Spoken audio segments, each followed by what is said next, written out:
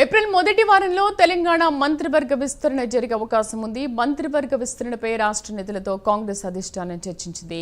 Cabinet విస్తరణపై అధిష్టానానికి తమ అభిప్రాయాలు, సామాజిక సమీకరణాలను రాష్ట్ర కాంగ్రెస్ నేతలు వివరించారు.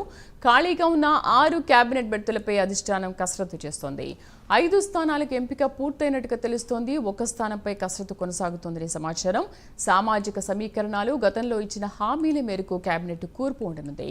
కేబినెట్ రేస్లో వాకిట శ్రీహరి, ముదిరాజ్, కోమటిరెడ్డి రాజగోపాల్ రెడ్డి, గడ్డం వివేక్, ప్రేమ్ సాగర్ రావు, విజయశాంతి, అమీర్ అలీ ఖాన్, సుదర్శన్ రెడ్డి ఉన్నారు.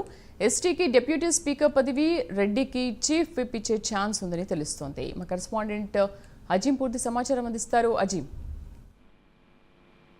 ఇప్పటికీ ఏదైతే తెలంగాణ కేబినెట్ విస్తరణకు ముహూర్తం ఖరారైనట్టు తెలిసింది. ఏప్రిల్ మొదటి వారంలో ఏదైతే ఈ విస్తరణకు సంబంధించినటువంటి లిస్టు వచ్చేటువంటి అవకాశం ఉన్నట్టు కూడా మనకి ఏదైతే ఢిల్లీ వర్గాల నుంచి ఉన్నటువంటి సమాచారం. అయితే కేబినెట్ విస్తరణలో 6 స్థానాలు కానీ ఖాళీ ఉన్నాయి. సో ఈ 6 స్థానాలకు కానీ ఇప్పటికీ 5 స్థానాలకు సంబంధించి ఏదైతే అభ్యర్థుల ఎంపిక ఖరారైనట్టు కూడా మనకు తెలుస్తుంది.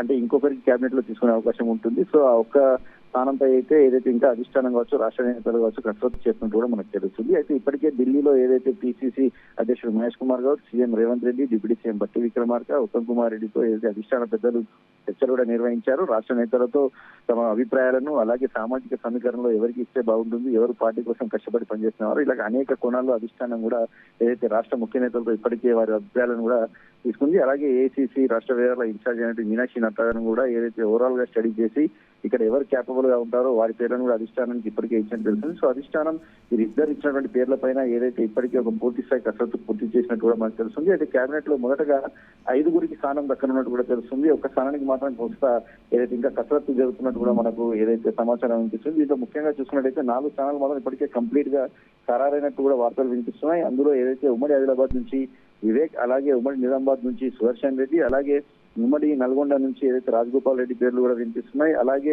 ఏదైతే ఎస్టీ కోటా నుంచి కూడా ఏదైతే మంత్రివర్గంలో ఏదైతే అవకాశం ఇవ్వాలని చెప్పి ఎస్టీ నాయకులకు సంబంధించిన కోరుతున్నారు.